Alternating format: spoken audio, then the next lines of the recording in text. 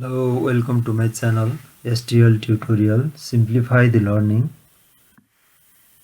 Today we discuss on the taxation chapter residential status. Under this chapter we discuss on the some numerical exam questions which was asked in the TU examination BBS third year, including model question answer. For details on the residential status, please click on the above I button. So move to the model question.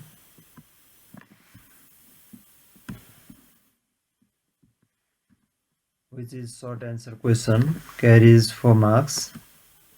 The question is like this: Mr. X, an American citizen, came to Nepal on 1st Fagun of previous year and involved in a business and investment activities. He submitted the following statements for the relevant year: income from business 4 lakhs rupees, income from investment 3 lakhs rupees, and payment against the lease of an aircraft in Nepal rupees 5 lakhs. And you have to require the residential status of Mr. X and taxable income and tax liability. So as per the information of the model question, Mr. X, an American citizen, came to Nepal on 1st Fagun of the previous year. It means stays up to end of Asar, involved in a business as well as investment activities, and income from business 4 lakhs, income from investment 3 lakhs, and here is another expenditure, payment against the lease of an aircraft in Nepal rupees 5 lakhs. The question is not clear, question clear छैन, त्यसैले अब assumption लिनुपर्ने हुन्छ यो payment को लागि, किनकि payment amount के छ, बिजनेस इन्कम 4 लाख्स छ, बिजनेस सँग रिलेटिङ पेमेन्ट हो भने यो 5 लाख्स दिएको छ, पेमेन्ट चाहिँ अलिकति इन्कम भन्दा बढी दिएकोले सजिलोको लागि यो पेमेन्ट चाहिँ बिजनेस इन्कममा चाहिँ डिडक्ट गरेर आइसकेको छ भनेर चाहिँ एजुम्सन गर्दा सजिलो हुन्छ, इलिजिबल डिडक्सनको रूपमा पनि लिएर गर्न सकिन्छ. So then move to the solution. First, calculate the residential status. Days of stay in Nepal is 5 months, Fagun 1st to end of Asar of previous year. So 150 days resides in Nepal. So natural person X, residential status is non-resident due to less than 183 days in Nepal. Due to the non-resident भएको कारणले उसले domestic source अथवा नेपालमा कमाएको इन्कममा मात्र के गर्नुपर्ने हुन्छ, ट्याक्स पे गर्नुपर्ने देखिन्छ.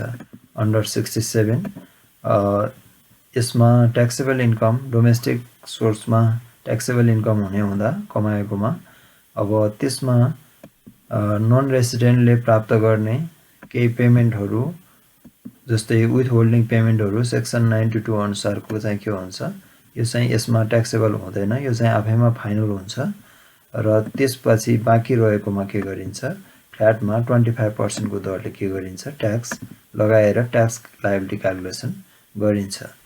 त्यसपछि अघि नै भने अनुसार यहाँ क्वेशनलाई सिम्प्लिफाई गर्नको लागि चाहिँ एउटा एजुम्सन लिएको छ. Payment amount against lease of an aircraft in Nepal is more than the business income, so assumed here it is already deducted in business income.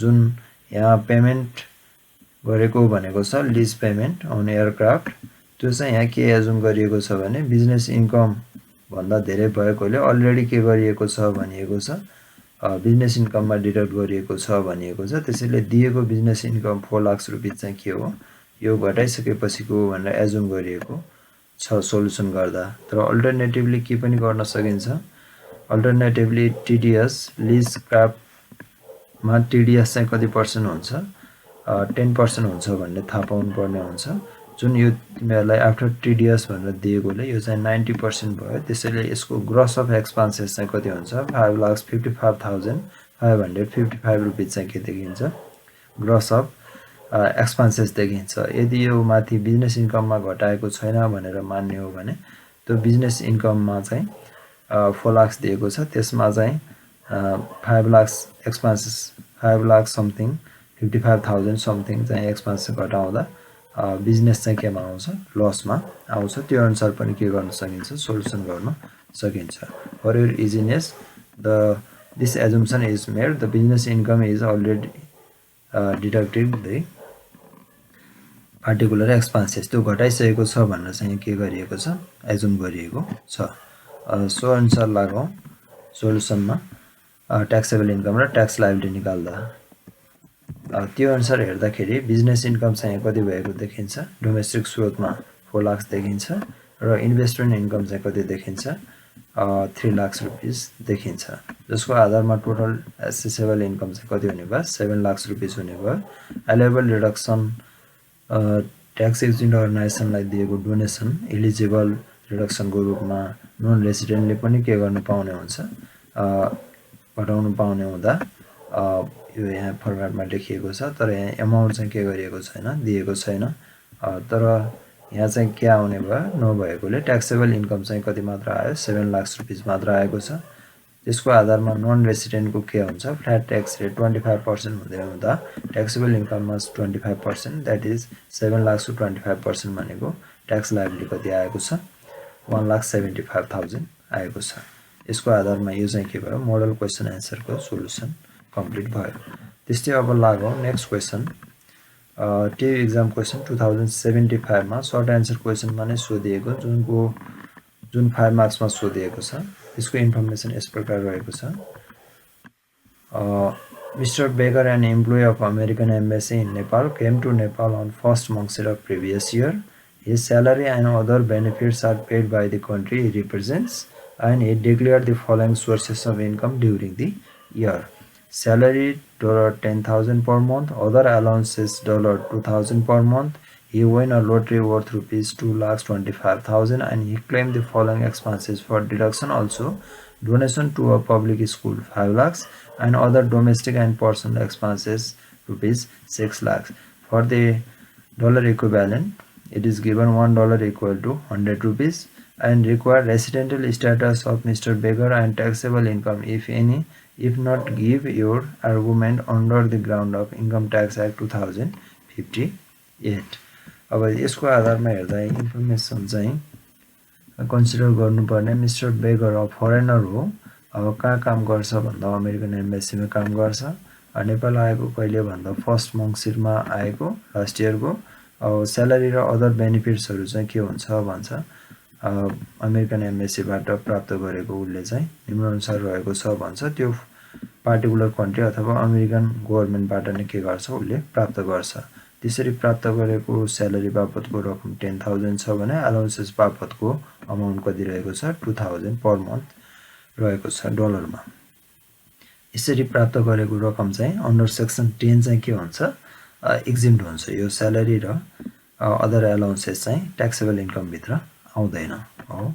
त्यसबाहेक अर्को कुरा पनि दिएको छ lottery worth rupees lottery win गरेको छ। यो चाहिँ सेक्सन 92 अनुसार यो चाहिँ के हुन्छ यो चाहिँ फाइनल हुन्छ। रेसिडेन्ट भयो भने नन रेसिडेन्ट भयो भने लोटरी विनको अमाउन्ट चाहिँ के हुन्छ वाइन्डफल गेनको रूपमा रहने भएकोले यो चाहिँ के हुन्छ फाइनलको रूपमा रहन्छ। त्यसपछि फलोइङ एक्सपेन्सेस डिडक्सनको लागि चाहिँ के भनेको छ उले चाहिँ मागेको छ भनेको छ डिडक्सनको रूपमा donation to a public school भनेर चाहिँ उले डोनेसन दिएको 5 लाख रुपैयाँ रहेको छ। यो चाहिँ के गरेको छ एक्जिम्ट अर्गनाइजेसन हो। यो चाहिँ के हो पब्लिक स्कुल भनेको चाहिँ एक्जिम्ट अर्गनाइजेसनको रूपमा रहेको छ। यो चाहिँ इलिजिबल रिडक्सनको रूपमा आउँछ। र त्यस्तै other domestic and personal expenses भनेको छ। यो चाहिँ के हुन्छ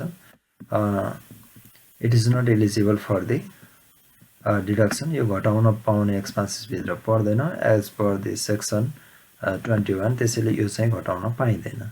अब इक्विभ्यालेन्ट गर्नुपर्ने अवस्थामा $10,000 $1 equal to 100 rupees दिएको छ त्यसको आधारमा अब के निकाल्नु पर्ने भयो रेसिडेन्शियल स्ट्याटस फर्स्टमा निकाल्ने देन आफ्टर ट्याक्सेबल इन्कम केही हुन्छ भने निकाल्ने होइन भने किन हुँदैन भनेर चाहिँ के गरिदिनु पर्यो ITA 2058 अनुसार चाहिँ के गरिदिनु पर्यो जस्टिफाई गरिदिनु पर्ने देखिन्छ अब यसरी हेर्दा यसको रेसिडेन्शियल स्ट्याटस यस्तो देखिन्छ फर्स्ट मङ्सिर टु असारसम्म नेपालमा रिसाइड गर्दाखेरि चाहिँ ऊ कति दिन बसेको देखिन्छ 240 डेज चाहिँ नेपालमा रिसाइड गरेको देखिन्छ त्यसैले उसको रेसिडेन्शियल स्ट्याटस चाहिँ के हुने देखियो रेसिडेन्ट हुने देखिन्छ किनकि ऊ 183 दिन वा सो भन्दा बढी चाहिँ के गरेको छ बसोबास गरेको छ that means 240 days in a consecutive period of 365 days त्यसैले स्ट्याटस रेसिडेन्ट भइसकेकोले उसले रेसिडेन्ट हुने बित्तिकै डोमेस्टिक स्रोत र एज वेल एज फरेन सोर्समा पनि सोर्सको इन्कममा के गर्नुपर्ने हुन्छ ट्याक्सेबल इन्कम क्यालकुलेसन गरेर ट्याक्स लायबिलिटी क्यालकुलेसन गर्नुपर्दछ तर यसमा डोमेस्टिक स्रोतको मात्र दिएको छ र फरेन स्रोतकोमा चाहिँ गभर्नमेन्ट फन्डबाट चाहिँ फरेनरको रूपमा रहेर एमएससीमा के गरेको छ कार्यरत रहेकोले त्यसरी प्राप्त गरेको रकम चाहिँ के हुन्छ एक्जिक्युटेड हुन्छ भन्छ अन्डर सेक्सन 10 सेक्सन 10 मा भने अनुसार as per the income tax act section 10 ख amount received by an individual resident or non resident due to an employment भएकै कारणले के भएको हुनु पर्यो रेसिडेन्ट र नन रेसिडेन्ट यो केसमा पनि के छ जबकै लागि ऊ के भएको छ नेपाल आएर बसेकोले रेसिडेन्ट भएको देखिन्छ फ्रम द पब्लिक फन्ड अब त्यसरी प्राप्त गरेको रेम्युनरेसन चाहिँ कहाँबाट आएको छ युएस गभर्नमेन्टको पब्लिक फन्डबाटै आएको छ भने यो चाहिँ के हुन्छ भन्छ ट्याक्स एक्जिम्प्टेड हुन्छ भनेर चाहिँ सेक्सन 10 मा भनेको कुराको आधारमा यो चाहिँ के हुने भयो नन ट्याक्सेबल भएकोले यो एमाउन्ट चाहिँ यहाँ आउँदैन हो त्यसपछि यो नआइसकेपछि त्यो बाहेक अन्य आम्दानीहरू छैन अन्य आम्दानीहरू ट्याक्सेबल इन्कम आम्दानी त छ ट्याक्सेबल इन्कम चाहिँ के भएको छैन यसमा आउने छैन त्यसैले ट्याक्सेबल इन्कम अरु केही पनि देखिदैन त्यसैले यहाँ भन्नुपर्ने देखिदैन भने किन देखिदैन भनेर क्वेशनले भनेकोले यसलाई नोटेट गरेर के गरिदिनु पर्यो उल्लेख गरिदिनु पर्ने देखिन्छ हो जस्तै लोटरी विन गरेको छ एज पर सेक्सन 88 को अनुसार यो चाहिँ के हुन्छ फाइनल विथहोल्डिङ पेमेन्ट हुन्छ नन रेसिडेन्टलाई पेमेन्ट गर्दाखेरि भन्ने कुरा चाहिँ रहेको छ र रेसिडेन्टको लागि पनि के नै हुन्छ यो फाइनल नै हुन्छ हो 92 अनुसार फाइनल हुन्छ केही कुराहरु चाहिँ फाइनल हुन्छ अनि त्यस्तै नोट 3 मा के लेखिदिनु पर्ने हुन्छ other than remuneration so donation to a public school donation tax accepted organisation लेभलले 5 लाख के गरेको थियो डोनेसन गरेको भए पनि इलिजिबल एमाउन्ट नै हो फर रिडक्सनको लागि तर उले के गर्न पाएको छैन यहाँ रिडक्सन गर्न पाएको छैन किनकि उसको के नै छैन एसेसेबल इन्कम नै नभएको कारणले उले यो वर्ष के पाउँदैन डोनेसन रिडक्सन लिन पाउँदैन it is not to be forwarded for the next year अब त्यसैले यो वर्ष उसको इन्कम नै नभएको उले रिडक्सन लिन पाएन नपाएको हुनाले अर्को वर्ष पाउँछु भन्ने चाहिँ रहँदैन यो चाहिँ फरवर्ड गर्न नपाउने एक्सपेन्सेस भित्र पर्छ त्यसैले त्यस्तै अर्को चाहिँ के छ नोट 4 मा ध्यान दिनुपर्ने कुरा चाहिँ personal expenses and domestic expenses are not eligible यहाँ एउटा छुटेको छ domestic expenses are not eligible for the deduction as per the section 21 section 21 अन्तर्गत चाहिँ के हुने भयो यस्ता खर्चहरु व्यक्तिगत किसिमका खर्चहरु चाहिँ के हुँदैन it is not eligible for the deduction त्यसपछि अर्को ध्यान दिनुपर्ने अर्को क्वेशन रहेको छ 2074 मा सोधेको सर्ट क्वेशन आन्सर नै हो यो पनि 4 मार्क्सै रहेको छ जुन यस प्रकार रहेको छ जसमा भनेको छ mister Gupta an Indian citizen came to Nepal on first March of previous year and engaged in a business and professional activities. He had submitted the following particulars for the previous income year. Net assessable income from professional activities rupees 5 lakhs. Net assessable income from business activities rupees 4 lakhs. Consultancy fee received rupees 3 lakhs after 3 years. भनेर दिएको छ अनि you have to require the residential status of Mr. Gupta and taxable income and tax liability is to be calculated. त्यसपछि यसमा ध्यान दिनुपर्ने कुरा चाहिँ के छ भने mister Gupta an Indian citizen हो फरेनर हो अनि he came to Nepal on first मार्चमा चाहिँ नेपालमा के गरेको छ प्रवेश गरेको छ of the previous year and engage in a business व्यवसाय गर्नलाई इन्गेज भएको छ र प्रोफेसनल हो पेशा गर्छ केही भनेर दिएको छ। बिजनेस र प्रोफेसनल एक्टिभिटिज गर्छ भनेको छ, जसको कारणले उल्लेख के गरेको छ, नेट एसेसेबल इन्कम चाहिँ कति प्राप्त गर्छ भन्छ। प्रोफेसनल बापत चाहिँ 5 लाख रुपैयाँ चाहिँ के गर्छ भन्छ, रिसिभ गर्छ भनेर दिएको छ। अनि त्यस्तै net accessible income from the business activities भनेर चाहिँ कति दिएको छ, बिजनेसबाट चाहिँ 4 लाख रुपैयाँ चाहिँ के गरेको छ, गिभन दिएको छ। अनि त्यस्तै उसले कन्सल्टेन्सी फी बापत पनि उसले के गरेको छ भन्छ, 3 लाख रुपैयाँ चाहिँ रिसिभ गरेको छ भन्छ।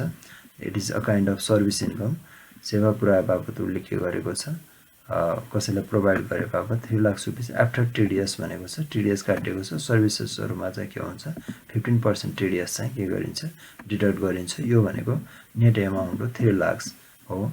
अब अमाउन्ट ग्रोस अफ आवश्यक पर्यो भने चाहिँ के हुन्छ, 3 लाखको यो भनेको 90% हो भनेर, सरी 85% हो भनेर चाहिँ के गर्नुपर्छ, क्यालकुलेसन गर्नुपर्छ। अब फर्स्टमा चाहिँ के निकाल्नु पर्ने भयो, पहिला रेसिडेन्टल स्ट्याटस निकाल्नु पर्यो, त्यसपछि मात्र ट्याक्सेबल इन्कम र ट्याक्स लायबिलिटी के गर्नुपर्ने देखिन्छ, क्यालकुलेसन गर्नुपर्ने देखिन्छ। अब यसैको आधारमा पहिला रेसिडेन्टल स्ट्याटस हेर्दा फर्स्ट मार्च टु असाढ इन्डसम्म 6 महिना चाहिँ उ नेपालमा रिसाइड गरेकोले के देखिने भयो, 180 डेज चाहिँ ऊ नेपालमा रिसाइड गरेको देखिन्छ, जसको आधारमा 183 डेज भन्दा कम ऊ नेपालमा रिसाइड गरेकोले उसको रेसिडेन्टल स्ट्याटस चाहिँ के हुने देखियो, नन रेसिडेन्ट हुने देखियो। नन रेसिडेन्ट हुने बित्तिकै उसको ट्याक्सेबल इन्कम चाहिँ डोमेस्टिक स्रोतमा मात्र हुन्छ। डोमेस्टिक स्रोतको पनि नन रेसिडेन्टलाई पेमेन्ट गरेको विथहोल्डिङ पेमेन्ट्सहरू सेक्सन 92 अन्तर्गतको सबै नै के हुन्छ, फाइनल हुन्छ भनिएको छ। त्यसैले त्यो बाँकी रहेको त्यो बाहेकको अन्य इन्कममा चाहिँ 25% के गरिन्छ, फ्ल्याटमा चाहिँ ट्याक्स लायबिलिटिज के गरिन्छ, क्यालकुलेसन गरिन्छ। त्यो बाहेक पनि यहाँ अर्को ध्यान दिनुपर्ने कुरा चाहिँ के रहेको छ, कन्सल्टेन्सी फीको चाहिँ के गर्छ, कुरा गरेको छ। Consultancy fee received by a non resident is final withholding payment, so it is non taxable income. यो चाहिँ के हुन्छ, नन ट्याक्सेबल इन्कमको रूपमा आउँछ। सेक्सन 2 को सेक्सन 92 अनुसार चाहिँ के हुन्छ, यो फाइनलको रूपमा चाहिँ आउँछ। यो फाइनल विथहोल्डिङकै हो, फाइनल विथहोल्डिङ। तर यो कसलाई पे गरेको छ, नन रेसिडेन्टलाई पे गरेको छ। यदि रेसिडेन्ट हुन्थ्यो भने चाहिँ के को रूपमा आउँछ, ग्रोस अप गरेर चाहिँ इन्कमको रूपमा चाहिँ इन्क्लुड गर्नुपर्ने हुन्छ। नन रेसिडेन्ट भएकोले यो चाहिँ के हुने भयो, फाइनल विथहोल्डिङ पेमेन्टको रूपमा आएको छ। त्यसैले यसमा चाहिँ ट्याक्सेबल इन्कममा यसलाई इन्क्लुड गरिराख्नु परेन हो। त्यसैको आधारमा यसको ट्याक्सेबल इन्कम र ट्याक्स लायबिलिटी यस्तो देखिने भयो। अब जसको आधारमा हेर्दा डोमेस्टिक स्रोत बापत प्रोफेसनबाट चाहिँ कति कमाएको देखिन्छ, 5 लाख रुपैयाँ चाहिँ नेपालमा कमाएको देखिन्छ भने, त्यस्तै बिजनेसबाट चाहिँ के गरेको देखिन्छ, डोमेस्टिक स्रोतबाटै 4 लाख रुपैयाँ चाहिँ के गरेको देखिएको छ, अर्न गरेको देखिएको छ। यसको आधारमा टोटल एसेसेबल इन्कम चाहिँ कति हुने भयो, 9 लाख रुपैयाँ चाहिँ उसको एसेसेबल इन्कम भएको देखिन्छ। एलिजिबल रिडक्सनको रूपमा चाहिँ यहाँ यदि डोनेसन टु द एक्जिम्ड अर्गनाइजेसन भएको भए यहाँ घटाउनु पाउँथ्यो। यो क्वेसनमा केही पनि इन्फर्मेसन नभएकोले यहाँ केही भएन, रिडक्सन गर्ने आइटम रहेन। त्यसैले ट्याक्सेबल इन्कम नै कति देखियो, 9 लाख रुपैयाँ देखिएको छ। यसकै आधारमा ट्याक्स लायबिलिटी क्यालकुलेसन गर्नुपर्दा नन रेसिडेन्ट भएको कारणले रेट चाहिँ कति हुन्छ, 25% हुन्छ, जसको आधारमा 9 लाख 25% भनेको चाहिँ कति हुन आउँछ, 2,25,000 चाहिँ के गर्नुपर्ने, ट्याक्स लायबिलिटी रूपमा देखिन्छ। त्यसैले ट्याक्स लायबिलिटी टोटल कति देखिन आयो, 2,25,000 देखिन आउँछ।